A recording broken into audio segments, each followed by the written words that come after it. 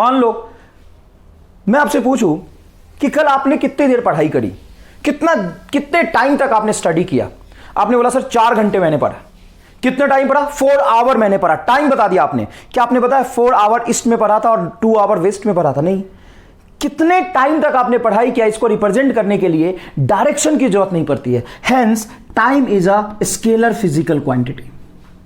मान लो आज क्लास में बहुत उदास बैठे हो, मैंने पूछा क्या हुआ भाई? फीवर हो रहा है। कितना? 100। 100 क्या? 100 हाथी 100 घोड़ा, क्या 100 फीवर हो गया तुम्हें? तो बोले अच्छा रुको sir, 100 degree Celsius, 100 Fahrenheit, 100 kelvin. तो ये आप यूनिट के साथ रिप्रेजेंट करते हैं। तो स्केलर भी है तो मैग्नीट्यूड के साथ यूनिट तो होगा, ठीक है।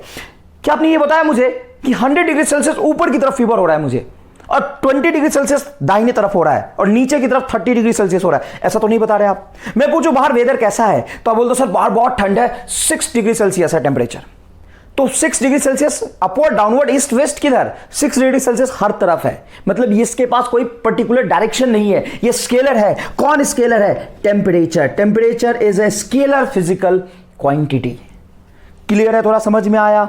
जो फिजिकल क्वांटिटी को रिप्रेजेंट करने के लिए डायरेक्शन की जरूरत नहीं पड़ती, उस फिजिकल क्वांटिटी को हम स्केलर कहते हैं। वेक्टर किसको कहते हैं? वेक्टर वैसे फिजिकल क्वांटिटी को कहते हैं विच हैविंग मैग्नीट्यूड। मैग्नीट्यूड तो होगा, यूनिट भी होगा, as well as direction. As well as direction, direction भी होना चाहिए। उस फिजिकल क्वांटिटी को हम लोग कहते हैं वेक्टर।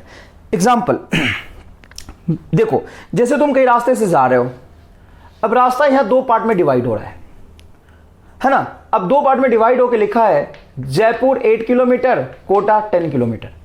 एग्जाम्पल ले लिया अपन ने। अब बताओ जयपुर जाने के लिए तुम किधर जाओगे? ये सिंपल लिखा है जयपुर 8 एंड कोटा 10। अब कुछ पता ही नहीं हमें, कुछ भी नहीं पता हमें। ये पता है कि जयपुर 8 है, कोटा 10 है, लेकिन 2 रास्ता है, अब किधर जयपुर है किधर कोटा तो पता ही नहीं है। तो बेटा ऐसे रिप्रेजेंट भी नहीं करते। कंप्लीट रिप्रेजेंटेशन इसका होता है कोटा इस तरफ है 10 किलोमीटर एंड जयपुर इस तरफ है। ये जो एरो है ना, यही वेक्टर है। अब मैं तुम्हें बता दूं कोटा 10 किलोमीटर जाओ, निकल लोगे क्या? ये तो पूछो किस तरफ जाना है। मतलब किसी भी ऑब्जेक्ट की जो पोजीशन होती है वो कैसा फिजिकल क्वांटिटी है? वो फिजिकल क्वांटिटी है वेक्टर। उसको रिप्रेजेंट करने के लिए डायरेक्शन चाहिए। मान लो तुम्हारा जलेबी खाने का मन था, घर वालों ने बोला कि जाओ 500 रुपए लो, 2 केजी जलेबी ले आओ। तुम फटाफट 500 रुपए लिए और जलेबी के लिए निकल गए। पिताजी बोले रुको सुनो तो। तुमने बोला नहीं, अब तो मैं जलेबी लाऊंगा, उसके बाद ही कुछ सुनूंगा। तुम निकल गए घर से। घर से जैसे ही बाहर निकले, ये तुम्हारा घर है, और बाहर पहुंचे, बोले कि यहां से कितना दूर जाना है? पिताजी ने बोला था 2 किलोमीटर जाना। मान लो पिताजी ने बोला 2 किलोमीटर जाना। अब पिताजी बोले तो सुनो, तुमने सुना ही नहीं। तुमने सुना कि 2 किलोमीटर जाना है। तुम घर से निकले। अब साहब 2 किलोमीटर किधर जाऊं? 2 किलोमीटर इधर गए, यहां से घूम के आए, कहीं जलेबी की दुकान नहीं मिली, वापस आए, फिर 2 किलोमीटर इधर गए। तुमने 1 किलोमीटर ही जब गया तो पूछ लिया किसी दुकान आदमी से कि भैया जलेबी की दुकान किधर है? वो बोल रहा है भाई 3 किलोमीटर है यहां से। उसने बोला अरे यार पापा ने बोला था 2 किलोमीटर, 1 तो मैं चल चुका हूं, तो 3 कैसे हुआ? तो आदमी कहता है भैया आपके पापा ने क्या बोला मुझे नहीं पता, लेकिन यहां से 3 किलोमीटर पीछे की तरफ जाएंगे, इस तरफ जाएंगे तो आपको जलेबी की दुकान मिलेगी। उसको समझ अरे यार मेरे घर से 2 किलोमीटर पीछे जाना था। अब तो ये 1 किलोमीटर यहां चल चुका है, और फिर यहां से 3 किलोमीटर, मतलब घर से तो 2 ही किलोमीटर हुआ ना बेटा। अब कितना चलना पड़ेगा? यहां से उसको 3 चलना पड़ेगा, 1 पहले भी चल चुका था, तो देखो नुकसान हुआ। तो डायरेक्शन बहुत इंपॉर्टेंट है। बिना डायरेक्शन के वेक्टर फिजिकल क्वांटिटी का कोई सिग्निफिकेंस नहीं। जैसे पोजीशन, तुम्हारे घर से जलेबी की दुकान की पोजीशन 2 किलोमीटर है इस तरफ। अब घर से निकले 2 किलोमीटर जाना है, किधर भी भाग रहे हो तो दुकान तो नहीं मिलेगा आपको। आप थोड़ा समझ पा रहे हैं?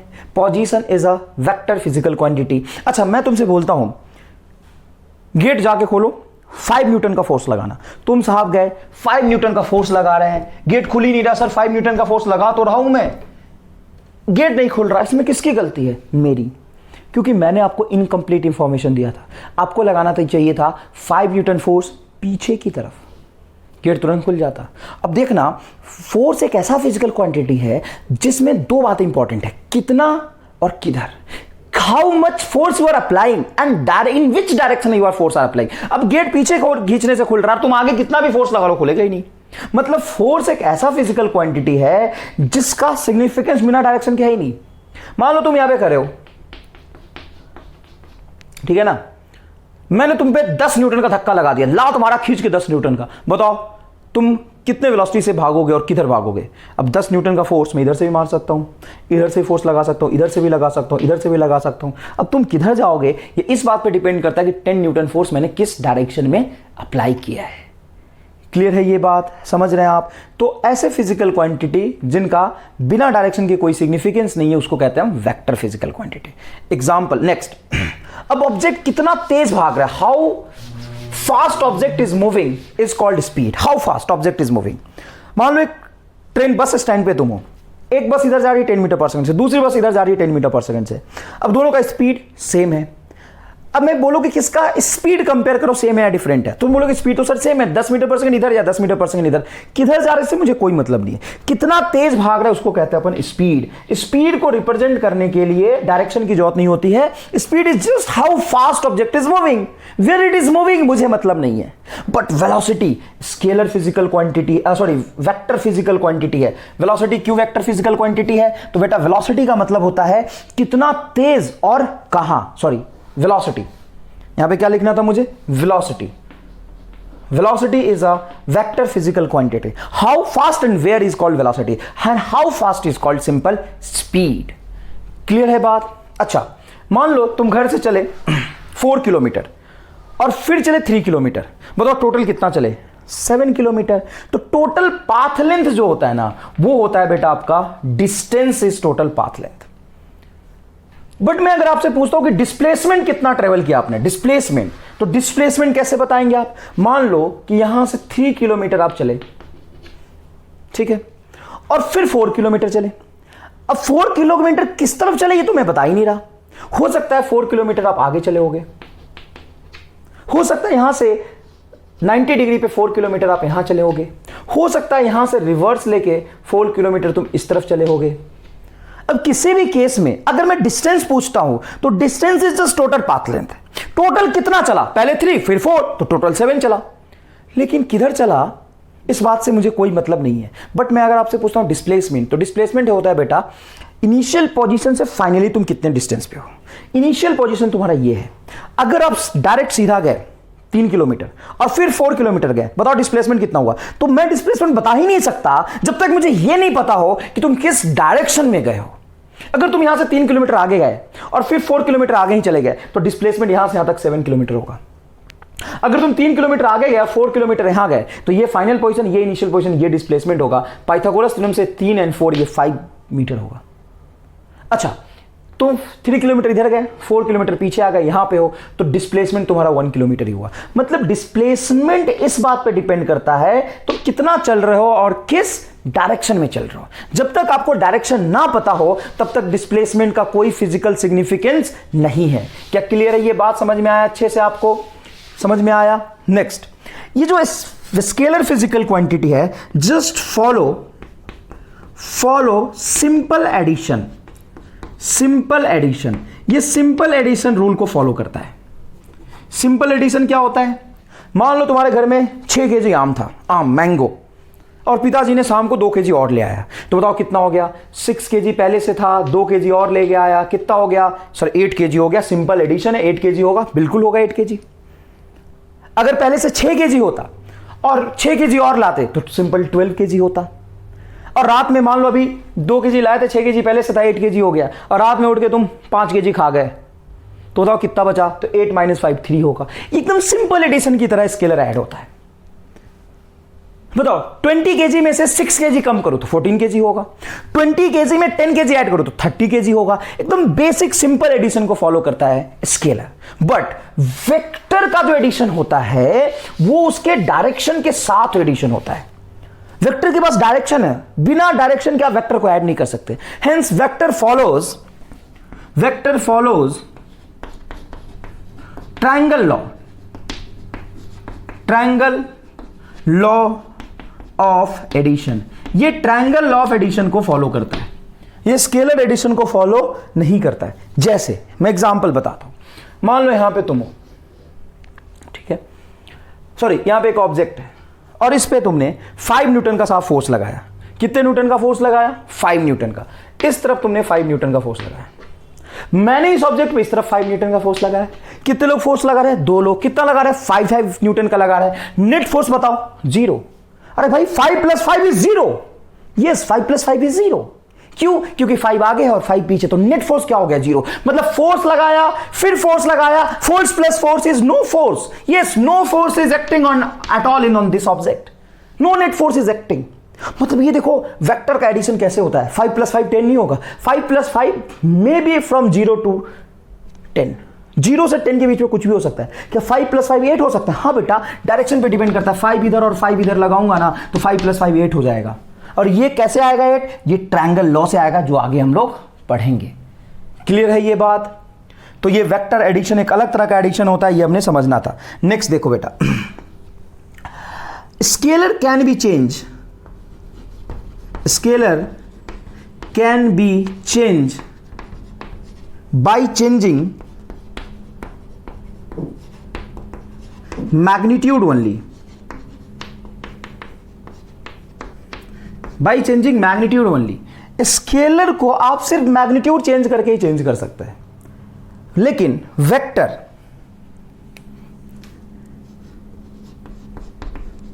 कैन बी चेंज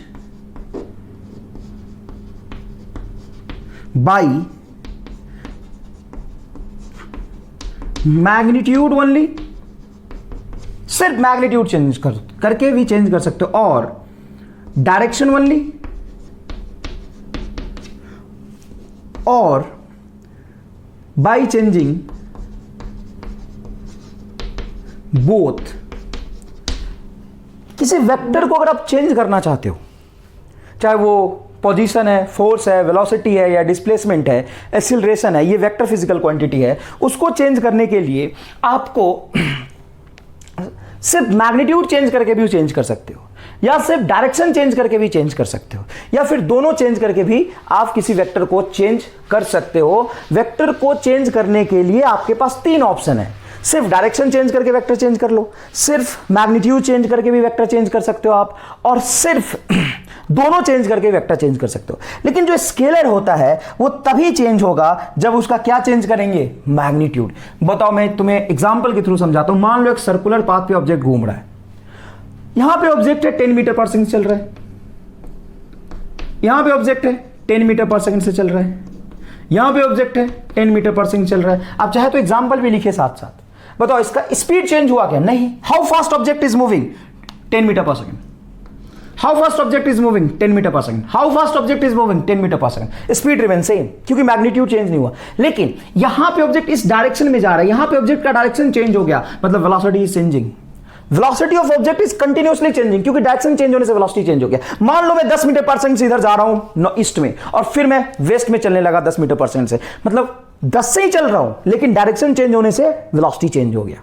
तो किसी भी वेक्टर को अगर आप चेंज कर रहे हो तो उसके 3 तरीके चेंज करने के। चाहे सिर्फ उसके मैग्नीट्यूड से भी चेंज कर सकते हो, सिर्फ डायरेक्शन से भी चेंज कर सकते हो, और दोनों चेंज करके भी आप चेंज कर सकते हो। बताओ, किसी ऑब्जेक्ट पे मैंने 2 फोर्स लगाया, ये फोर्स लगाया F1 10 न्यूटन और ये फोर्स लगाया F2 10 न्यूटन, क्या ये दोनों फोर्स सेम है? No. This and this force is not same, but magnitude of force is same. एक फोर्स ईस्ट में लग रहा है और दूसरा बेटा साउथ में लग रहा है, दोनों फोर्स सेम नहीं है, आइडेंटिकल नहीं है, डिफरेंट फोर्सेज है ये। क्या क्लियर है ये बात? समझ में आ गया? डिफरेंट फोर्स क्यों है? क्योंकि डायरेक्शन डिफरेंट है। क्लियर है ये बात? स्क्रीन को पॉज करके यहां तक आप बहुत अच्छे से लिख लीजिए। Next is representation of vector. ये बहुत इंपॉर्टेंट है। Representation of vector. सबसे पहले वेक्टर को मैथमेटिकली रिप्रेजेंट करते हैं। मान लो मैंने कोई ए लिख दिया, सिंपल फिजिकल क्वांटिटी ए लिख दिया, एफ लिख दिया, कुछ लिख दिया। बताओ वेक्टर है या स्केलर? तो पहचानने का तरीका है, इसके ऊपर डंडा नहीं लगा हुआ है, ये सिंपल क्या होगा? स्केलर होगा। लेकिन अगर मैं लिखता हूं ए के ऊपर ये डंडा लगा दो, तो ये मैथमेटिकली साइन है समझने का, या मैथमेटिकली रिप्रेजेंटेशन है किसका? वेक्टर का। ये जो एरो लगाना, इसका मतलब ये आगे नहीं जा रहा, इसके ऊपर डंडा लगा है, मतलब ये वेक्टर है, ये पहचान है इसका। ये क्या है? वेक्टर है। अब इस किसी भी वेक्टर के पास होता क्या है, वेक्टर के पास होता है, बताओ क्या होता है, वेक्टर के पास मैग्नीट्यूड होता है, और उसको तो किस यूनिट में लिखोगे, एज वेल एज क्या होता है, डायरेक्शन होता है, और वो किसको फॉलो करता है, ट्रायंगल लॉ वेक्टर एडिशन को। तो बताओ उसके पास क्या है, मैग्नीट्यूड, तो ये रहा मैग्नीट्यूड ए, और डायरेक्शन मतलब ए कैप। किसी वेक्टर का जो रिप्रेजेंटेशन है वेक्टर, उसका ए उसके मैग्नीट्यूड को बताएगा और ए कैप क्या बताएगा, डायरेक्शन को बताएगा। सिंपल देखो, अगर मैं कहीं पे ए लिखता हूं, बताओ ये क्या है, एक स्केलर है। अगर मैं इस पे डंडा लगा दूं, बताओ ये क्या है, this is a vector, this is a vector, but यहां पे 2 डंडा और लगा दूं, मतलब ये मॉड है। मॉड क्या बताता है कि मुझे डायरेक्शन से कोई मतलब नहीं है। अगर +5 है तो मैं 5 मानूंगा, -5 है तो भी मैं 5 मानूंगा, मतलब डायरेक्शन से मुझे मतलब नहीं है। तो इसको कहते हैं मैग्नीट्यूड ऑफ वेक्टर, मतलब ये वेक्टर तो है लेकिन इसके डायरेक्शन से मुझे मतलब नहीं है, मैग्नीट्यूड ऑफ वेक्टर। तो मॉड ऑफ सम वेक्टर लिखा हुआ, इसका मतलब वो वेक्टर का मैग्नीट्यूड है। कभी कभी सिंपल लैंग्वेज में इसको ए से भी रिप्रेजेंट कर देते हैं, सिंपल ए से भी रिप्रेजेंट कर देते हैं। तो मैग्नीट्यूड कैसे निकालोगे, तो कोई भी वेक्टर है, 2 तरफ डंडा लगा दो, मैग्नीट्यूड हो जाएगा। अच्छा, डायरेक्शन, तो देखो ये बेटा क्या है, ये मैग्नीट्यूड है, ये डायरेक्शन है। तो क्या मैं ए कैप को लिख सकता हूं, ए वेक्टर, देखो भाई ए वेक्टर बटा ए। अगर मैं ऐसा लिखता हूं तो क्या मिल जाएगा, मुझे मिल जाएगा डायरेक्शन ऑफ वेक्टर, मुझे क्या मिल जाएगा, डायरेक्शन ऑफ वेक्टर। तो ये बेसिक मैथमेटिकल रिप्रेजेंटेशन है। Next, graphical representation. क्या बेटा, ग्राफिकल रिप्रेजेंटेशन। ग्राफिकल रिप्रेजेंटेशन का मतलब क्या है, मतलब एक एरो लाइन लेते हैं, स्ट्रेट लाइन, और यहां पे बना देते हैं एरो। इस स्ट्रेट लाइन का जो लेंथ है वो बताता है मैग्नीट्यूड ऑफ वेक्टर। ये लेंथ क्या बताता है बेटा, मैग्नीट्यूड ऑफ वेक्टर। ये जो पॉइंट है इसको कहते हैं अपन टेल, जहां से स्टार्ट होता है, ये बताता है कि वेक्टर कहां से स्टार्ट हो रहा है।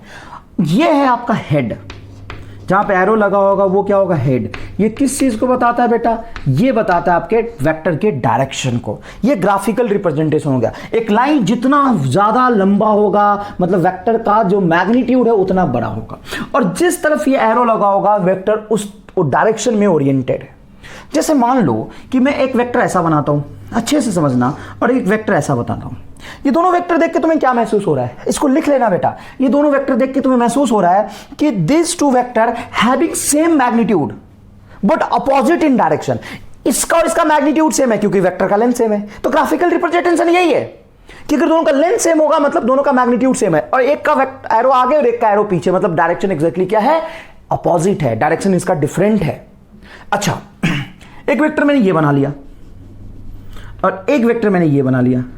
अब इस दोनों वेक्टर के बारे में क्या कहोगे, हैविंग सेम डायरेक्शन, बिल्कुल दोनों का एरो ऊपर है, but different in magnitude, but different in magnitude. अच्छा, एक वेक्टर मैं ये बनाता हूं और एक वेक्टर ये बनाता हूं, इस दोनों के बारे में क्या कहोगे, हैविंग डिफरेंट मैग्नीट्यूड, क्योंकि दोनों का लेंथ तो डिफरेंट है। देखो ये कम लेंथ है, ये ज्यादा लेंथ है। Having different magnitude and having different direction also. तो ये ग्राफिकल रिप्रेजेंटेशन, इसमें लिख लेना having same magnitude but opposite direction, having same direction but different magnitude, having different direction and different magnitude. Clear है ये बात? स्क्रीन पॉज करके लिखिए। नेक्स्ट देखिएगा बेटा, वेक्टर की एक इंपॉर्टेंट प्रॉपर्टी है, if vector is shifted parallel to itself, parallel to itself, वो पैरेलल आगे भी हो सकता है, ऊपर या नीचे भी हो सकता है, parallel to itself, keeping magnitude and direction same, then vectors remain same, vector will not change। Example से समझते हैं। मान लीजिए मैंने एक वेक्टर बनाया है, ये इसका क्या है बेटा, टेल है, ये क्या है, हेड है, और इसका लेंथ क्या बताएगा, मैग्नीट्यूड को।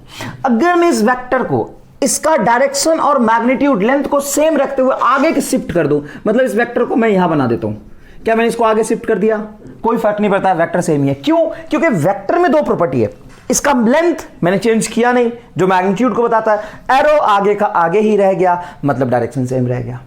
अच्छा, अगर मैं इसको नीचे बना दूं, ये लो, ये नीचे बना दिया, अब ये वेक्टर, ये वेक्टर, ये वेक्टर तीनों आइडेंटिकल है, इन तीनों में कुछ भी डिफरेंट नहीं है बेटा, सब कुछ सेम है।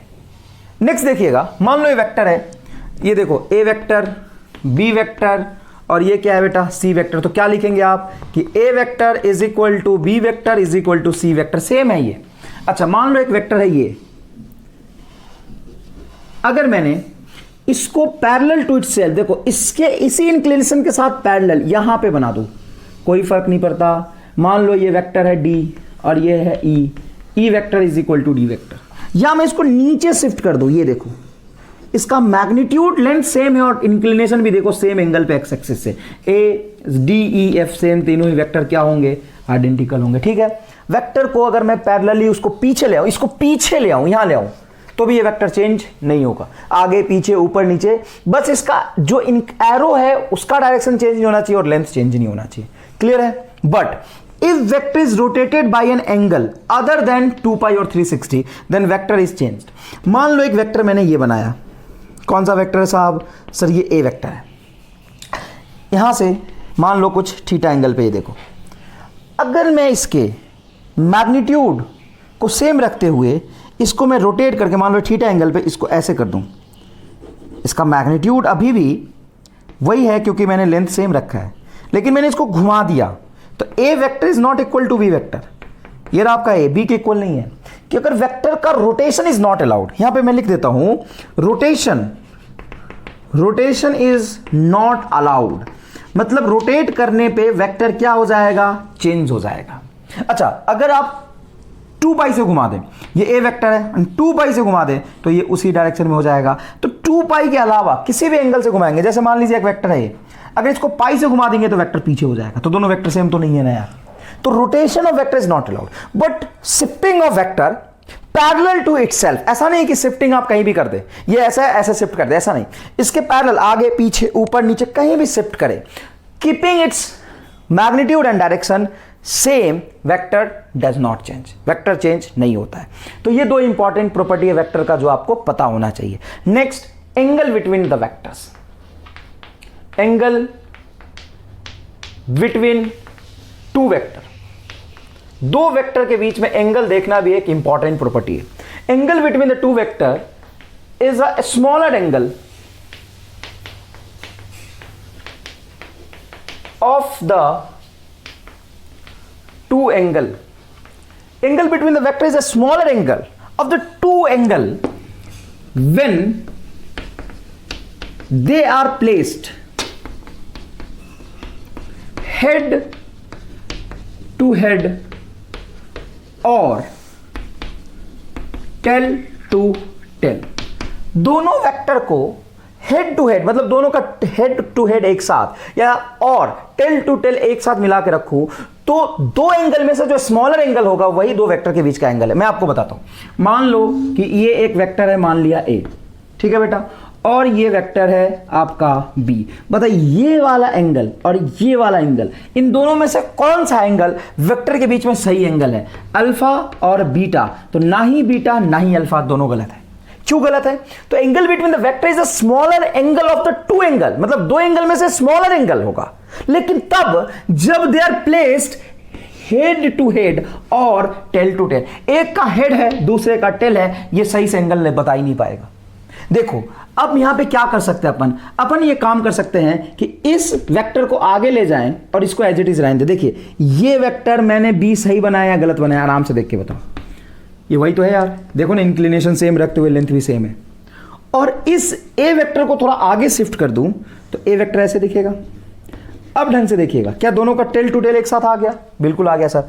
अब इसमें दो एंगल बनेगा, एक ये, वहां थोड़ी ना था ये वाला एंगल, मान लो ये थीटा है मान लो, और एक ये एंगल बन रहा है, ये गामा है।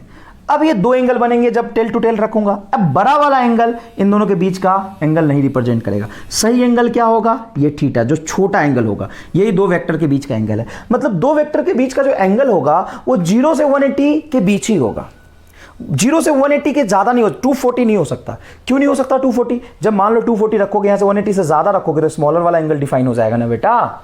तो दो वेक्टर के बीच का एंगल कहां से कहां तक होता है? 0 से 180 के बीच होता है। लेकिन वो सही एंगल तभी देखेंगे जब दोनों का हेड टू हेड और टेल टू टेल कोइंसाइड होगा। अब यहां पे क्वेश्चन देखते हैं अपन। मान लीजिए एक मैंने ये वेक्टर बनाया, ये आपका ए वेक्टर है, ठीक है बेटा, और ये आपका है बी वेक्टर, ये एंगल है 30 डिग्री। बताइए angle between A and B. तो ए और बी के बीच का जो ये एंगल है 30 डिग्री ये करेक्ट एंगल नहीं है। क्यों नहीं है? क्योंकि एक का हेड है और दूसरे का टेल है। सही एंगल कब होता है? तो यहाँ पे देखिए सही एंगल कब होता है, एरो देखिए मैं सही एंगल बनाऊंगा, मैं इसको पीछे ले जाता हूँ या ए को आगे ले जाता हूँ। एक काम करते हैं, ए को आगे ले जाते हैं। ए को आगे ले जाएंगे तो एज इट इज ये ए है क्या? अरे भाई एक उठा के सीधा सीधा यहाँ ले गया तो ए वेक्टर ही तो है। और ये क्या बनेगा? ये बनेगा आपका बी। अच्छा ये 90 ज़्यादा हो रहा है, मान लो 120 है, ये एंगल 120 है। ये कौन सा वेक्टर बेटा? B vector. क्लियर है? अब ढंग से देखिएगा, ये एंगल आपका डायग्राम में दिया हुआ था 120, यही तो है ना 120। देखो मैंने क्या किया, ए को आगे शिफ्ट कर दिया, ए के आगे शिफ्ट करने से ए और बी का दोनों का टेल कोइंसाइड कर गया। अब बताओ ये टोटल एंगल 120 होता है, ये वाला एंगल क्या होगा? ये वाला एंगल, ये वाला एंगल। तो 180 में से 120 घटा दोगे तो क्या हो जाएगा? 60 degree. Then 60 degree is a correct angle. 60 degree is a correct angle. बेटा और प्रैक्टिस करते, थोड़ा सा समझते हैं, अच्छे से देखिएगा। मान लो एक वेक्टर है ये और एक वेक्टर ये है, ये ए वेक्टर और ये बी वेक्टर, इन दोनों के बीच का एंगल है ये 150 डिग्री। कैसा ही एंगल है? बिल्कुल भी नहीं है। सही एंगल कैसे बनेगा देखिएगा प्लीज़। सही एंगल कैसे देखेंगे? काम करते हैं, ए को ऊपर शिफ्ट कर देते हैं, ए को जस्ट पीछे इसके पैरेलली लेंथ और डायरेक्शन को सेम रखते हुए पीछे शिफ्ट करते हैं, तो यही तो बनेगा ये। और बी को एज इट इज रहने देते हैं, ये रहा आपका बी।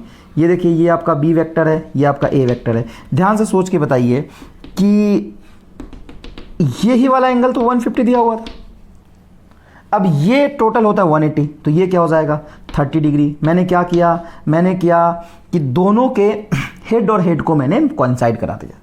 तो अगर आप दो वेक्टर के बीच का एंगल निकालना चाहते हैं तो दोनों के हेड को हेड से हेड कोइंसाइड कराओ या टेल टू टेल कोइंसाइड कराओ। क्लियर है क्या? यहां पे देखिए बेटा,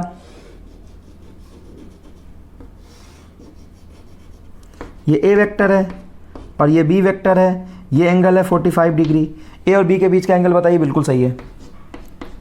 क्यों सर सही क्यों है? अरे भाई साहब, अच्छा वेक्टर चेंज कर देता हूँ थोड़ा, ये फर्स्ट वेक्टर है और ये सेकंड वेक्टर है ना, ए फर्स्ट वेक्टर सेकंड वेक्टर, दोनों के बीच का जो एंगल है 45 डिग्री बिल्कुल सही है। क्यों? क्योंकि दोनों का हेड टू हेड कोइंसाइड कर तो रहा है। अगर दोनों का हेड टू हेड कोइंसाइड कर रहा है तो दिक्कत कहाँ है बेटा? अच्छा और भी देखिए एग्जाम्पल, मान लीजिए मैंने ये वेक्टर बना लिया, ठीक है बेटा, और यहाँ से दूसरा वेक्टर मैंने ये बना लिया, ये एंगल है आपका 30 डिग्री, ये वेक्टर है आपका सी और ये वेक्टर है डी। अब मुझे सी और डी के बीच का सही एंगल चाहिए। सी और डी के बीच का ये सही एंगल रिप्रेजेंटेड नहीं है। सही एंगल कैसे निकालेंगे? तो आप एक काम करेंगे, डी को आगे शिफ्ट करेंगे। देखिए मैं क्या कर रहा हूँ, सी जहाँ पे उसको वही रहने दिया, डी को शिफ्ट करके आगे ले गया। तो डी को आगे ले जाऊंगा तो यही तो डी वेक्टर है ना बेटा, ये थोड़ा सा आगे शिफ्ट हो जाएगा, दोनों का टेल से टेल कोइंसाइड हो गया।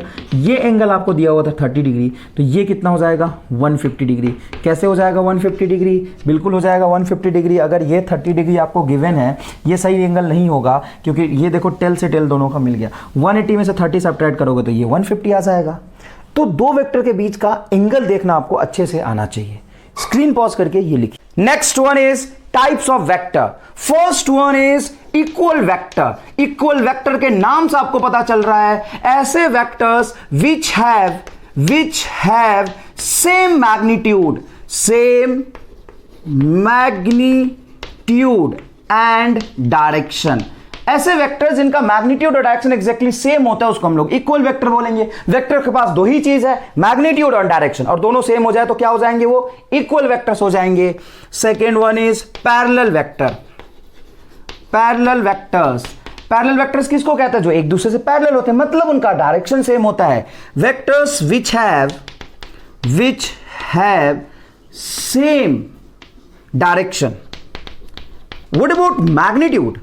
Magnitude may or may not be equal. Magnitude may or may not be equal. देखो मैग्नीट्यूड इक्वल होना जरूरी नहीं है, मैं बोलूं पैरेलल होना चाहिए एक दूसरे के। देखो ये वेक्टर है और साहब ये वेक्टर है, A vector is parallel to B vector. अच्छा कोई वेक्टर ऐसा बना लो और ऐसा बना लो, बताओ ये क्या है? एक दूसरे से पैरेलल है। क्या all parallel vectors are equal? नहीं, पैरेलल होने के लिए डायरेक्शन सेम होना जरूरी है, मैग्नीट्यूड की बात नहीं करी। और इक्वल वेक्टर में मैग्नीट्यूड और डायरेक्शन दोनों सेम होगा, मतलब all equal vector is a parallel vector, but all parallel vector is not a equal vector, क्योंकि इक्वल होने से डायरेक्शन तो सेम होगा ना यार। Next one is anti parallel vector, ये पैरेलल है, ये क्या है बेटा, एंटी पैरेलल वेक्टर। किसको बोलते हैं anti parallel vectors? Vectors which have opposite direction, मतलब उनका डायरेक्शन अपोजिट होना चाहिए। मैग्नीट्यूड में और may not be equal,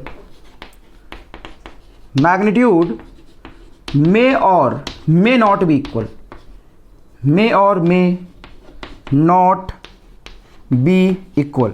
magnitude equal हो ये जरूरी नहीं है। जैसे ये वेक्टर बनाया, ये वेक्टर बनाया, बताइए क्या ये एग्जैक्टली एंटी पैरेलल वेक्टर्स हैं? बिल्कुल हैं। ये आगे ये पीछे, तो एग्जैक्टली क्या हो गया, ये एंटी पैरेलल वेक्टर हो गया। ठीक है साहब। Next one is negative vector. Negative vector, negative vector का मतलब क्या है? ऐसा दो वेक्टर जो एक दूसरे के साथ निगेटिव हो। इसके लिए क्या जरूरी है? हैविंग सेम मैग्नीट्यूड,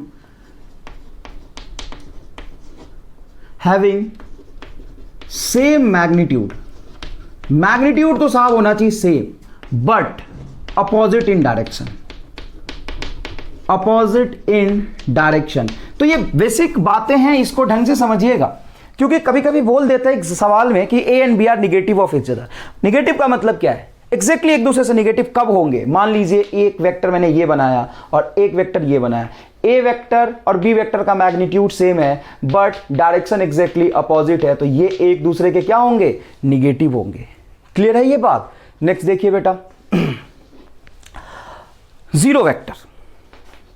अच्छा, all negative vector is anti parallel vector? No, all yes, all negative vector is anti parallel vectors, but all anti parallel vector is not a negative vector, क्योंकि anti parallel का मतलब है कि direction opposite होना चाहिए, और negative का मतलब डायरेक्शन और मैग्नीट्यूड, डायरेक्शन अपोजिट और मैग्नीट्यूड सेम होना चाहिए। Next one is zero vector. अब ये जीरो वेक्टर क्या होता है? Having zero magnitude. अब उसका जब मैग्नीट्यूड जीरो है तो फिर वेक्टर कैसे हो गया? अरे भाई मान लो मैं तुमसे पूछूं कि एक ऑब्जेक्ट रेस्ट में है, तो उसकी वेलोसिटी बताइए क्या होगा? तो रेस्ट में तो उसकी वेलोसिटी जीरो होगी, है तो वेलोसिटी, वेलोसिटी तो वेक्टर होता है।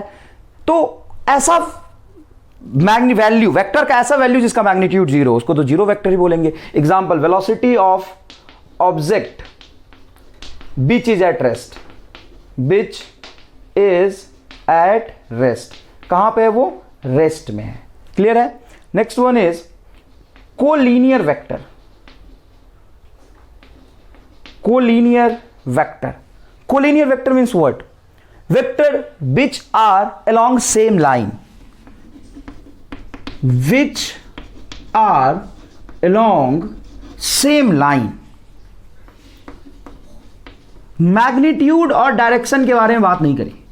मैग्नीट्यूड और डायरेक्शन, देखो एक वेक्टर ये बनाया मैंने, दूसरा वेक्टर ये बनाया मैंने, तीसरा वेक्टर ये बनाया मैंने, तो ये जो सारे वेक्टर है ना वो एक लाइन में एक्ट हो रहे हैं, तो इसको हम लोग बोल देते हैं they are collinear to each other. Next देखिए बेटा, coplanar vector.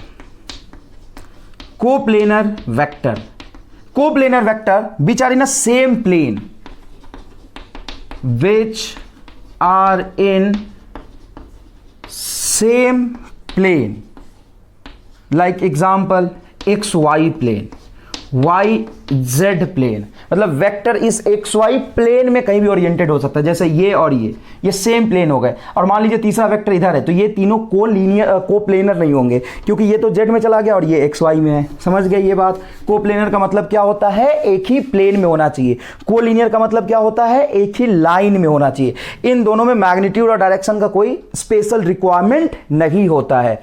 Next one is unit vector. सबसे ज्यादा इंपॉर्टेंट है यूनिट वेक्टर। किसको बोलते हैं साहब unit vector? Which have unit magnitude, which have unit magnitude and represent direction, and represent direction. Example बताता हूं। किसी वेक्टर को जब आप लिखते हैं तो ए वेक्टर बराबर क्या लिखते हैं? ए इंटू ए कैप, यही तो लिखते हैं। A vector is equal to A into A cap. Sir ठीक है, बढ़िया है। ये 8 है, सॉरी। अब यहां से ये जो ए वेक्टर है उसका ए मैग्नीट्यूड है और ए कैप क्या है, डायरेक्शन है। ये सिर्फ डायरेक्शन है, डायरेक्शन का मैग्नीट्यूड क्या होगा 1। अगर मैं यहां से डायरेक्शन निकालना चाहूं ए कैप तो क्या लिखूंगा मैं, A vector divided by magnitude of vector, A vector divided by magnitude of vector. बताओ इसका मैग्नीट्यूड क्या होगा 1, और ये किसको रिप्रेजेंट करेगा, डायरेक्शन को। सिमिलरली यहां पे जब आप x y and z axis represent करते हैं स्पेस में, तो आप कोई फोर्स अगर x एक्सिस से लॉन्ग लग रहा है, अगर कोई फोर्स x एक्सिस के लॉन्ग लग रहा है तो आप ऐसे नहीं बोलेंगे 10 न्यूटन फोर्स x के लॉन्ग लगा है। अब ये तो बहुत लंबा स्टेटमेंट हो गया, तो इसको मैथमेटिकली रिप्रेजेंट करने के लिए x एक्सिस का एक यूनिट वेक्टर हमने डिफाइन कर दिया i कैप। अब x एक्सिस के डायरेक्शन को i कैप से बोला करेंगे। अगर मैं बोल दूं 10 i कैप मतलब 10 न्यूटन फोर्स x में लग रहा है। y एक्सिस का यूनिट वेक्टर हमने डिफाइन कर दिया j कैप, और z एक्सिस का कर दिया हमने k कैप। अगर मैं बोलूं 15 Newton force k cap, 15 Newton k cap मतलब 15 न्यूटन z डायरेक्शन में एक्ट हो रहा है। वेलोसिटी 3i कैप मतलब वेलोसिटी x एक्सिस में 3 मीटर पर सेकेंड है। क्लियर है ये बात। Next one is orthogonal, orthogonal vector, और इसी को बोलते हैं नॉर्मल वेक्टर। बहुत इंपॉर्टेंट है बेटा। कभी कभी क्या होता है कि एग्जाम में डायरेक्टली आपसे बोल देते हैं कि A and B are orthogonal to each other. तो बताइए कौन सा ऑप्शन सही है और गलत है। Which of the following option is correct और incorrect for the two orthogonal vector. बच्चा ऑर्थोगोनल का मतलब नहीं पता। ऑर्थोगोनल का मतलब है perpendicular to each other, perpendicular to each other vectors which are perpendicular to each other are called orthogonal vector, are called orthogonal vector। concurrent vector, ये concurrent vector क्या है, vector which are acting at a same point, same point, एक ही point से originate हो रहा हो, एक ही point पे एक्ट हो रहा हो, उसको हम लोग कहते हैं concurrent vector।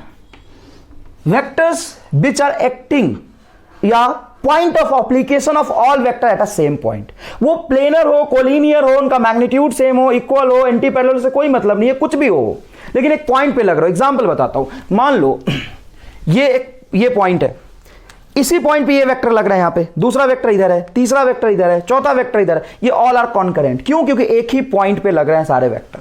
कि ये प्लेनर है? नहीं, एक तो इधर है, इधर चला गया, इस प्लेन के बाहर है ये। कि लीनियर है? नहीं, एक लाइन में नहीं है। कि कोप्लेनर है? नहीं, एक प्लेन में नहीं है। समझ में आया ना? कंकरेंट मतलब एक ही पॉइंट पे सारे वेक्टर अप्लाई हो रहे होंगे, या एक ही पॉइंट से ओरिजिनेट हो रहे होंगे, या सारे वेक्टर किसी एक पॉइंट को कट कर रहे होंगे, उसको कहते हैं हम लोग कंकरेंट वेक्टर। तो स्क्रीन पॉज करके next is component of vector. देखिएगा बेटा, मान लीजिए ये y एक्सिस और ये x एक्सिस है, और बीच में कोई भी एक वेक्टर है। एग्जांपल ले लेते हैं f इज अ वेक्टर जिसका मैग्नीट्यूड है f एंड डायरेक्शन है f कैप। वेक्टर को ऐसे रिप्रेजेंट करते हैं, x एक्सिस से मान लीजिए वो थीटा एंगल बना रहा है, तो ये वेक्टर x में है या y में है? तो ये आप देख पा रहे होंगे x y प्लेन में एक्ट हो रहा है। इसका मैग्नीट्यूड इसके लेंथ से पता चल रहा है और एरो इसका डायरेक्शन बता रहा है। अगर मैं पूछूं इस वेक्टर का इफेक्ट x एक्सिस में कितना होगा, है एक्स वाई प्लेन में, तो कुछ x में भी होगा और y में भी इसका इफेक्ट होगा। तो एग्जैक्टली x एक्सिस में इसका इफेक्ट क्या होगा? तो ढंग से सुनिएगा, जब आप कहीं 3 मीटर चलते हैं और फिर 90 डिग्री टर्न लेके 4 मीटर चलते हैं, तो मैं आपसे पूछूं आपका डिस्टेंस कितना ट्रेवल किया, तो डिस्टेंस होता है एक्चुअल पाथ का length 7 metre. But what is displacement? Displacement होता है इनिशियल पॉइंट से फाइनली आप कितने डिस्टेंस पे, ये होता है आपका डिस्प्लेसमेंट। डिस्प्लेसमेंट होगा आपका 5 मीटर। बट ये जो 5 मीटर आया है वो इस 3 मीटर एंड 4 मीटर की वजह से ही तो आया है। अगर मैं आपसे पूछता हूं इस 5 मीटर का जो नेट डिस्प्लेसमेंट है आपका, उसका x कंपोनेंट कितना है, तो आप कहेंगे 3 है, और इस 5 मीटर का y कंपोनेंट कितना है, 4 है। बिल्कुल, देखो ना, ये x में कितना चला था 3, y में कितना चला 4, तभी तो नेट डिस्प्लेसमेंट वेक्टर आया आपका 5 मीटर इस डायरेक्शन में। बट 5 मीटर जो है वो 3 मीटर एंड 4 मीटर पे तो डिपेंड करता है ना। इस 5 मीटर का x कंपोनेंट 3 है और y कंपोनेंट 4 है। अच्छा एक बात बताओ, अगर मुझे 5 पता होता, ये नहीं पता होता और ये नहीं पता होता, मैं आपसे पूछता कि इसका x डिस्प्लेसमेंट बताओ, तो क्या आप 3 निकाल सकते थे? बिल्कुल। अगर एक पर्टिकुलर एंगल यहां पे गिवन होता तो इसका कंपोनेंट आप x में लेते, आपको ये 3 पता चल जाता, ये 4 पता चल जाता। वही काम हम यहां पे कर रहे हैं। देखिए, सबसे पहले तो यह है कि आपको एक ट्रायंगल बनाना पड़ेगा, और वो उस ट्रायंगल में इस थीटा के सामने वाला एंगल 90 होना चाहिए। ऐसा नहीं कि ये फोर्स है आप ये ऐसा एक ट्रायंगल बना ले थीटा, नहीं, ये परपेंडिकुलर आपको बनाना पड़ेगा। क्लियर है ये बात? तो देखिए यहां पे देखिएगा प्लीज, ये एंगल यहां पे है 90 डिग्री, ठीक है बेटा, ये है आपका थीटा। तो ये जो लेंथ बनेगा यहां से यहां तक, इसको आप कह सकते हैं पाइथागोरस थ्योरम के कंसेप्ट से बेस, और इसको कह सकते हैं आप परपेंडिकुलर। इस बेस और परपेंडिकुलर का कॉम्बिनेशन ही ये क्या है, हाइपोटेन्यूज, जिसका मैग्नीट्यूड है यहां से यहां तक f। ठीक है बेटा, तो ये जो लेंथ है ये f का x कंपोनेंट है और ये लेंथ f का y कंपोनेंट है। तो इसको लिख सकते हैं आप f का x कंपोनेंट fx और f का y कंपोनेंट fy।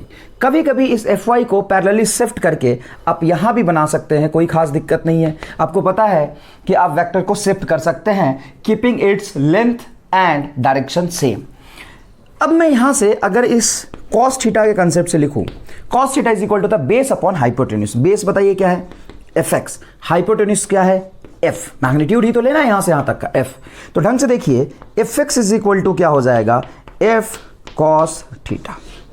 अच्छा, अगर मैं साइन के कंसेप्ट से लिखूं यहां पे, sine theta is equal to होता है परपेंडिकुलर। तो इस ट्रायंगल में परपेंडिकुलर क्या होगा, f होगा, fy होगा, तभी ना जब ये 90 डिग्री हो, थीटा के सामने क्या बनना चाहिए, 90 डिग्री। तो fy divided by hypotenuse f। तो यहां से fy क्या हो जाएगा, ढंग से बताइए, f साइन थीटा। तो ये दोनों f के रेक्टेंगुलर कंपोनेंट हो गए।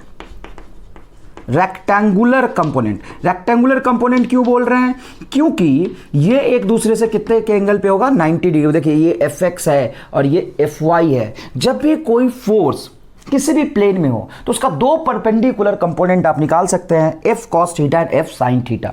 अब ये कैसे निकालेंगे, directly cos theta sin theta के कंसेप्ट से तो नहीं निकालेंगे। आप डायरेक्ट देखेंगे जिस एक्सिस से जिस तरफ एंगल थीटा बना रहा है उधर cos कंपोनेंट आ जाएगा। तो ये अगर f है और इस तरफ एंगल कंपोनेंट लेना है तो ये लेंगे f cos थीटा। देखिए f cos थीटा किस तरफ है, x एक्सिस की तरफ है। तो और x एक्सिस का यूनिट वेक्टर मैंने आपको बताया था i कैप होता है, तो यहाँ पे i कैप आप ऐड कर सकते हैं और यहाँ पे क्या ऐड कर सकते हैं आप, j कैप ऐड कर सकते हैं। मतलब ये जो फोर्स का वेक्टर का कंपोनेंट है y एक्सिस के लॉन्ग है और ये फोर्स का कंपोनेंट x एक्सिस के लॉन्ग है। इससे आपको ये पता चलेगा कि कोई भी फोर्स कहीं गिवन है उसका x और y कंपोनेंट बहुत आसानी से आप निकाल सकते हैं। एग्जांपल से देखते हैं बेटा, और मान लीजिए आपसे बोला गया कि एक फोर्स है 50 न्यूटन का, 50 न्यूटन का फोर्स है जो कि x एक्सिस से 37 डिग्री पे एक्ट हो रहा है।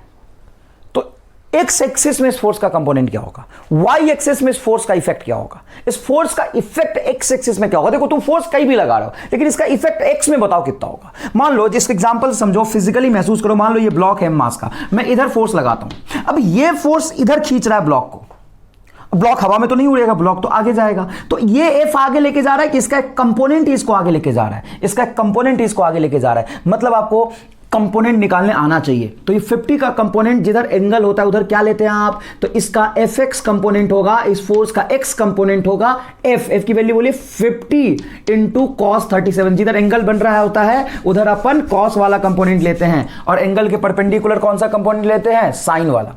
तो ये कंपोनेंट बोलिए 50, cos 37 की वैल्यू बताइए 4/5, बताइए क्या हो जाएगा 40 न्यूटन आई कैप।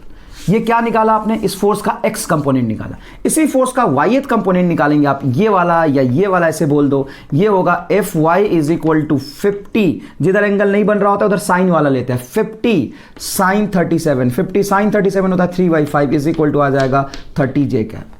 तो आपने कंपोनेंट निकालना सीख लिया, बिल्कुल सीख लिया, कोई दिक्कत नहीं है, ठीक है ना। और प्रैक्टिस करेंगे। अब इसका उल्टा चलते हैं। अगर मुझे x कंपोनेंट पता है, मेन वेक्टर नहीं पता, x कंपोनेंट पता है और y कंपोनेंट पता है, अब मुझे x और y इंडिविजुअल कंपोनेंट पता है और मुझे नेट वेक्टर पता करना है, तो मैं क्या करूंगा, देखिएगा, ये मान लीजिए इक्वेशन नंबर 1 और ये मान लीजिए इक्वेशन नंबर 2, दोनों को स्क्वायर करके ऐड कर दीजिए।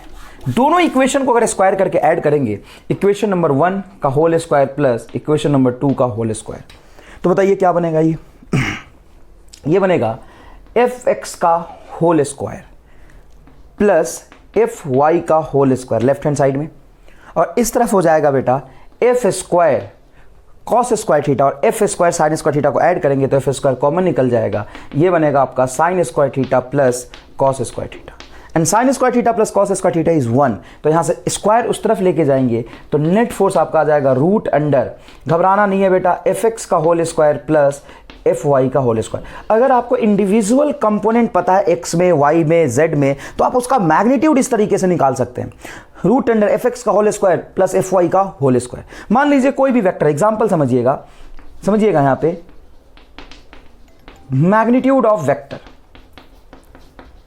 जैसे मान लो कोई मैंने ए वेक्टर लिया, ये लिखा मैंने A x I cap, A y J cap and A z के कैप। तो इस रिप्रेजेंटेशन को समझिए, मैं लिख रहा हूं A vector is equal to A x I cap, मतलब क्या है, ए वेक्टर का एक्स कंपोनेंट, ए वेक्टर का एक्स में जो इफेक्ट है वो ए एक्स आई कैप है, ए वेक्टर का वाई में जो इफेक्ट है ए वाई जे कैप है, और ए वेक्टर का सेम ए वेक्टर का जो जेड में इफेक्ट है ए जेड के कैप है।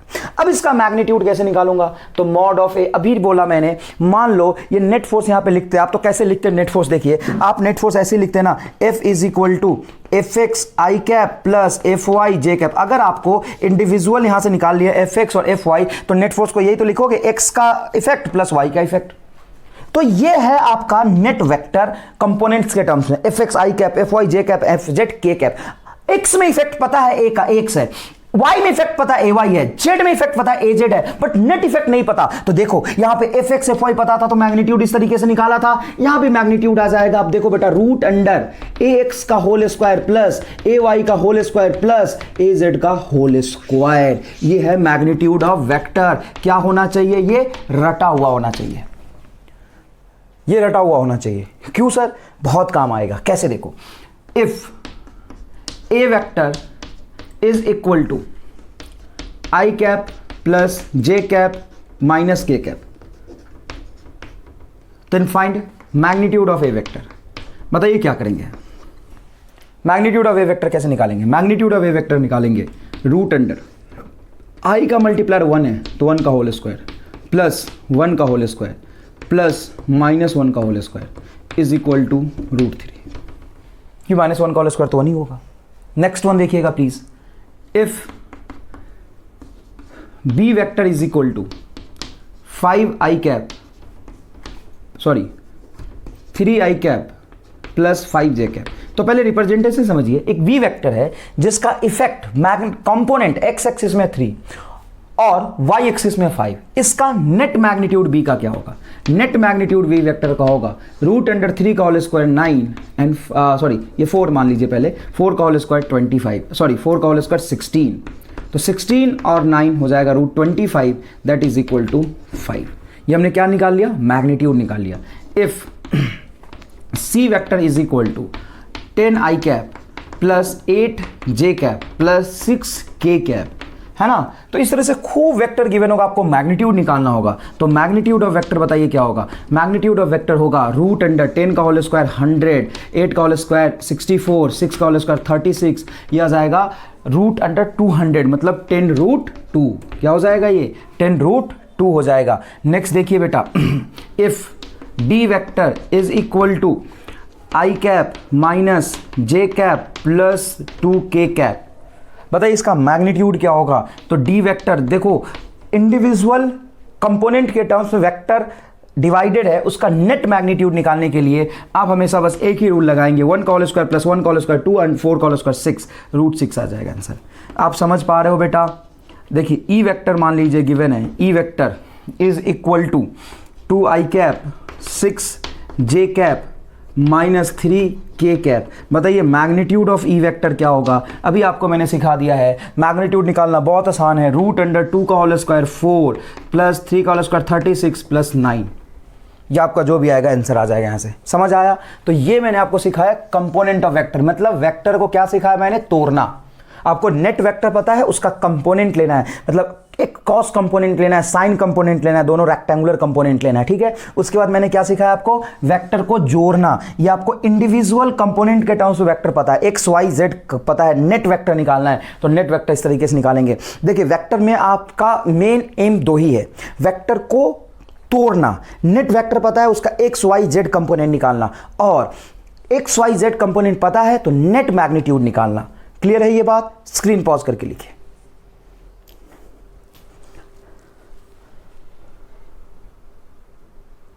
Direction of vector from X Y and Z axis, इसको कोसाइन लॉ के नाम से भी जानते हैं। देखिए X axis, Y axis and Z axis बनाया मैंने, ये तीनों ही एक दूसरे से परपेंडिकुलर है। एक वेक्टर मैंने बनाया ए, जो कि एक्स एक्सिस के साथ एंगल बना रहा है अल्फा, वाई के साथ एंगल बना रहा है बीटा एंड जेड एक्सिस के साथ एंगल बना रहा है गामा। तो अगर मैं यहां पे अच्छे से देखूं तो इस ए का जो एक्स कंपोनेंट होगा वो होगा ए एक्स, इस ए का जो वाईएथ कंपोनेंट होगा वो होगा ए वाई, और इस ए का जो जेड कंपोनेंट होगा वो होगा ए जेड, क्योंकि ये एक्स वाई प्लेन में नहीं है, ये एक्स वाई जेड स्पेस में है।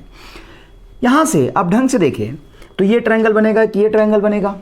अगर मैं इस ए का कंपोनेंट एक्स एक्सिस की तरफ लूँ, एंगल बना रहे हैं यहां से अल्फा, तो मैं लिखूंगा A cos alpha is equal to A x. कोई खास बात नहीं इसमें। तो ये जो cos alpha is equal to आ जाएगा वो आ जाएगा एक्स वाई, यही से तो हमने प्रूफ किया था ऊपर वाले को। अल्फा क्या है? Alpha is a angle between, यहां से अल्फा लिख सकते हैं आप cos inverse A X by A, where alpha is a angle between X axis and A vector. A vector and X axis के बीच में जो एंगल है वो अल्फा है। यहां से सिमिलरली बीटा लिख सकते हैं आप। बीटा क्या लिख सकते हैं अच्छे से सोच के बताइए। तो ये कंपोनेंट हो जाएगा कॉस बीटा, देखो एंगल यहां से बीटा गिवन है, तो ये हो जाएगा ए कॉस बीटा। तो क्या लिखेंगे आप? A y sorry cos beta is equal to A y by A, तो ये कॉस उधर चला जाएगा तो कॉस इनवर्स बीटा आ जाएगा। बीटा क्या है?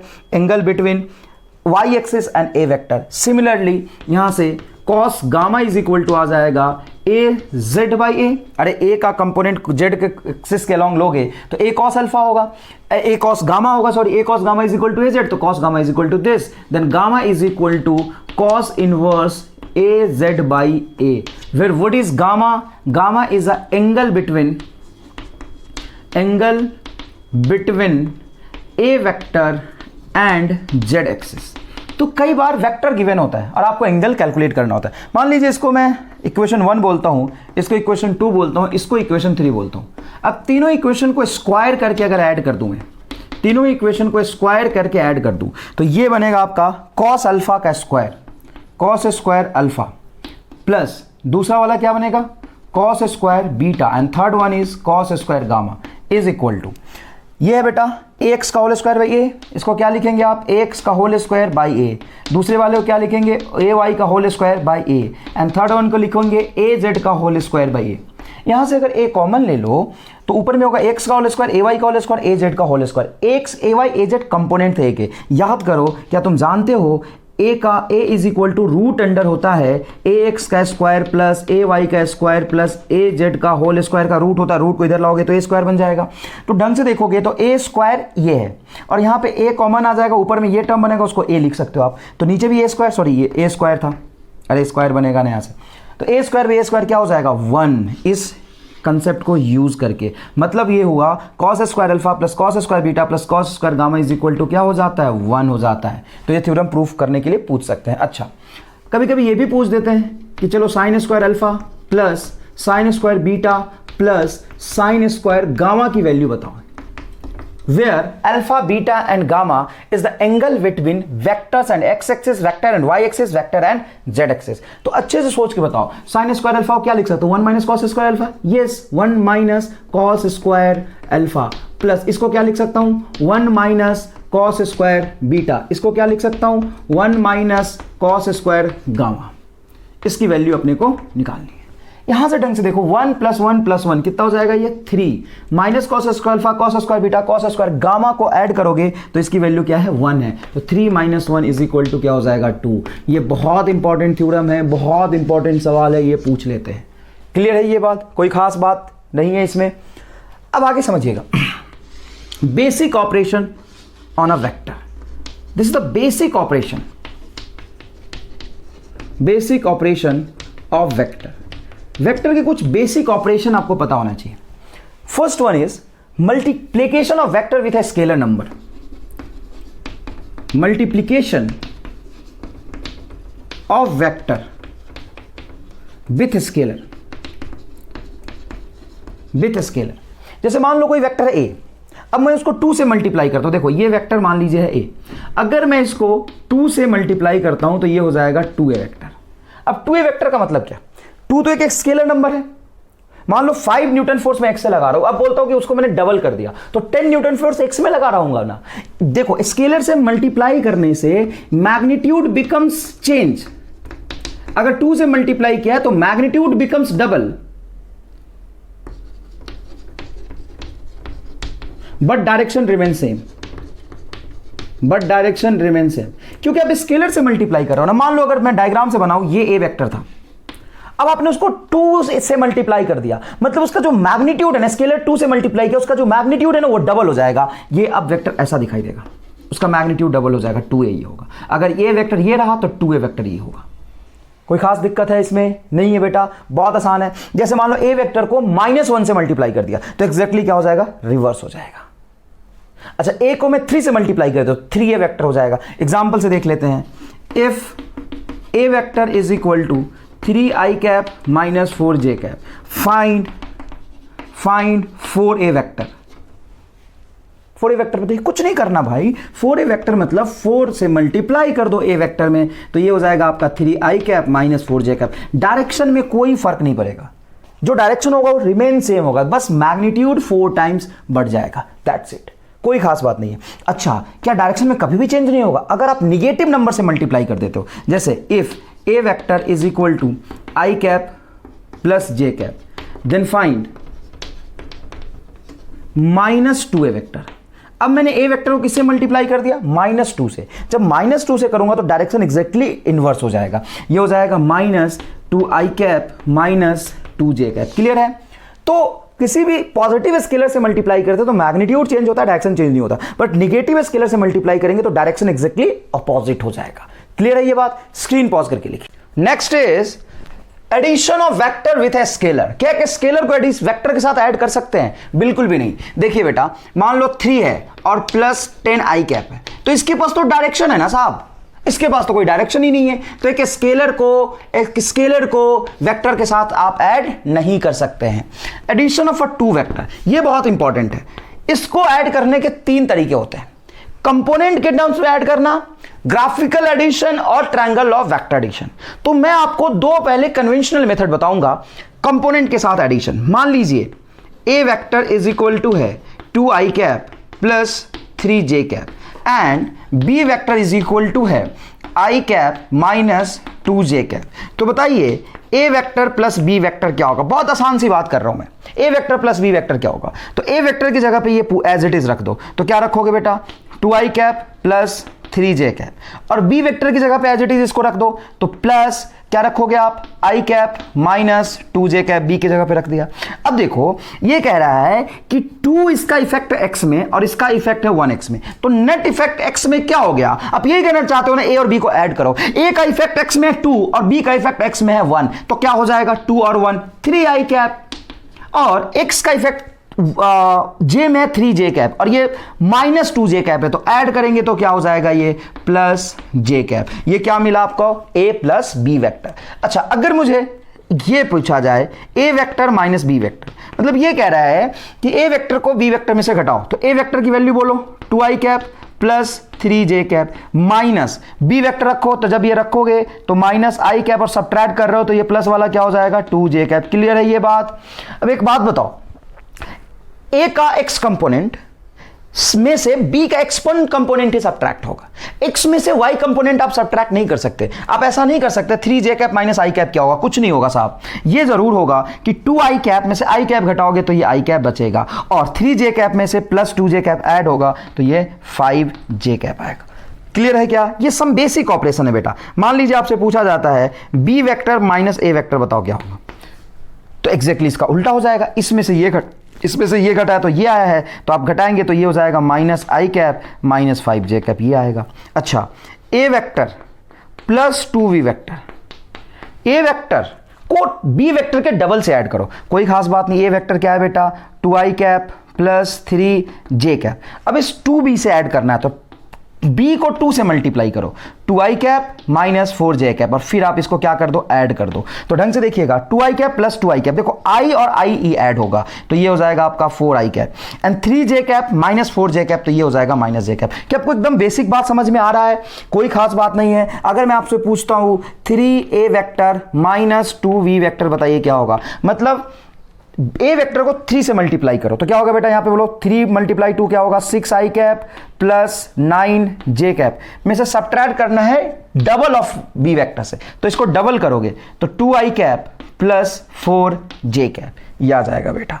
तो यहां से आप आंसर निकाल सकते हो 6i cap minus 2i cap, बताओ क्या होगा 4i कैप, और 9j cap plus 4j cap plus होगा ना बेटा, बिल्कुल सब्ट्रैक्ट कर रहा हूं मैं डबल करके, तो प्लस 4j और ये 9j, बताइए क्या हो जाएगा 13j कैप। तो ये आपको बेसिक ऑपरेशन एकदम फंडामेंटल बातें समझ आ गई, बहुत आसान सा कंसेप्ट मैंने आपको बताया। एक तो इस तरीके से आप वेक्टर को ऐड करते हैं।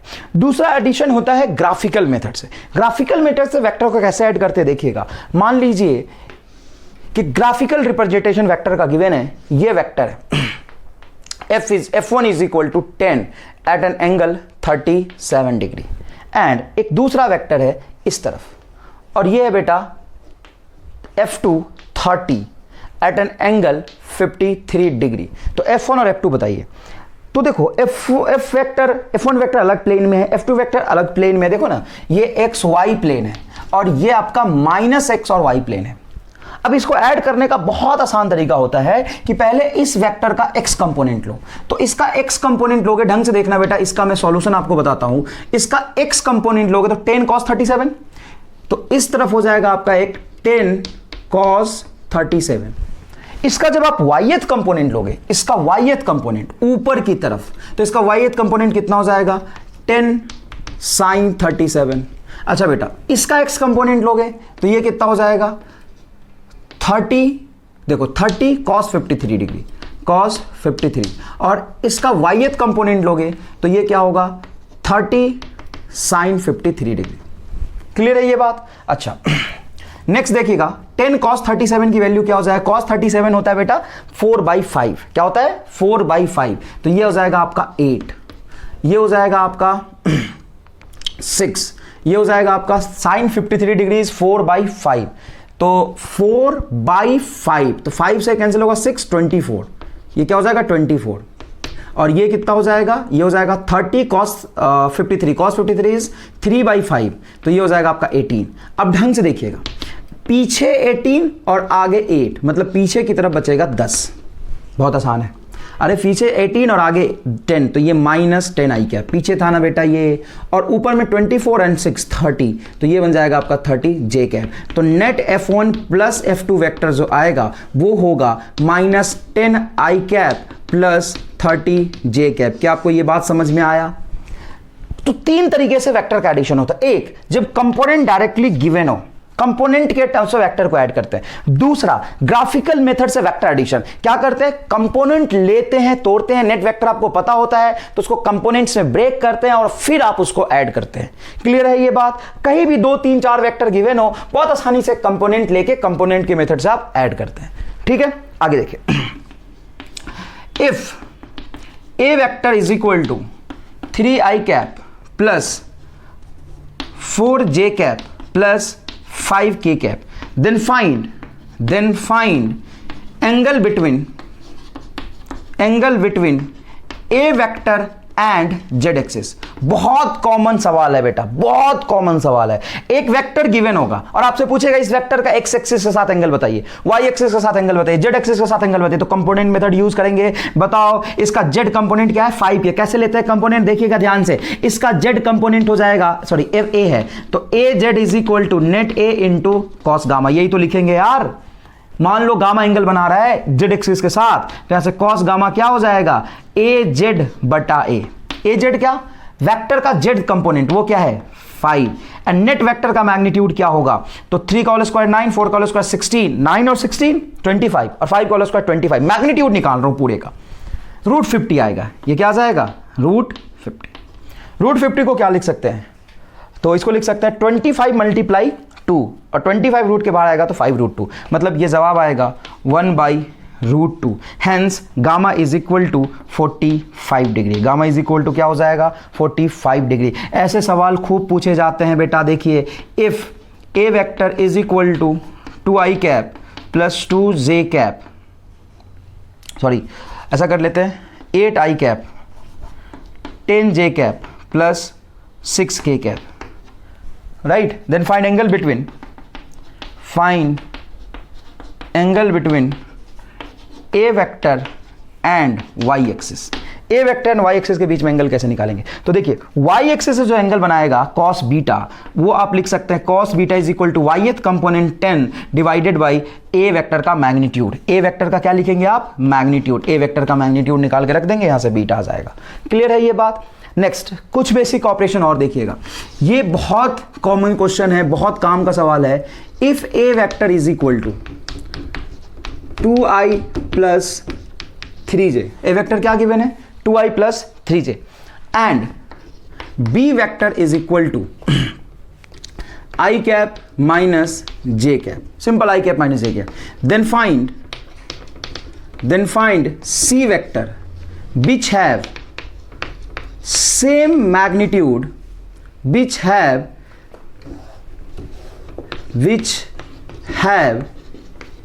magnitude equal to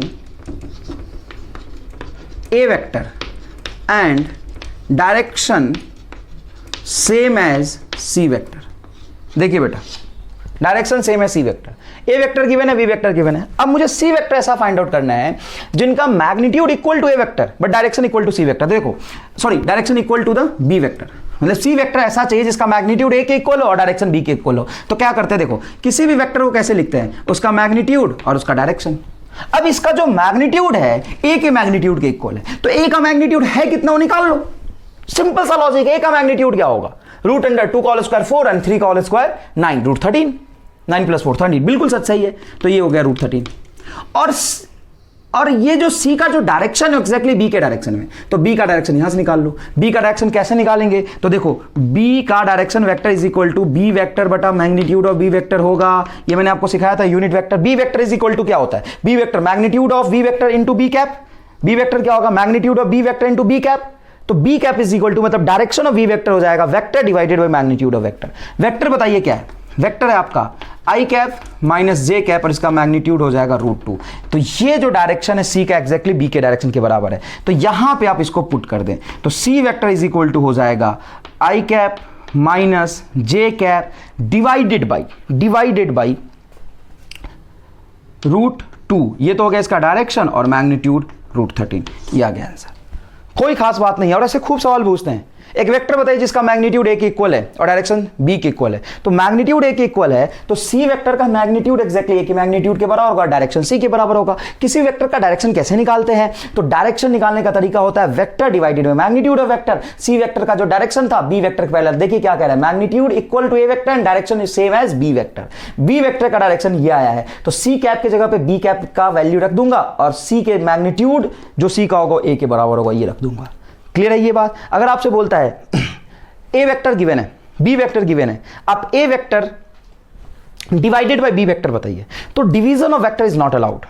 yes, division of vector is not allowed. यहां पे दो चीजें वेक्टर का अलाउड नहीं होता है। Division of vector is not possible. जैसे मैं A vector divided by B vector नहीं कर सकता। देखो ईस्ट डिवाइडेड बाय वेस्ट कोई सिग्निफिकेंस नहीं है। तो दो वेक्टर का डिवीजन पॉसिबल नहीं है। बहुत इंपॉर्टेंट बात है बेटा, दो वेक्टर का डिवीजन पॉसिबल नहीं है। और एक वेक्टर को एडिशन के साथ आप ऐड नहीं कर सकते। दो वेक्टर को मल्टीप्लाई कर सकते हैं, बिल्कुल कर सकते हैं। और ये जो मल्टीप्लीकेशन का एस्पेक्ट है वो बहुत बड़ा है। क्रॉस मल्टीप्लीकेशन और डॉट मल्टीप्लीकेशन टॉपिक के नाम से हम लोग आगे पढ़ेंगे। ठीक है, तो यहां तक लिख लीजिए।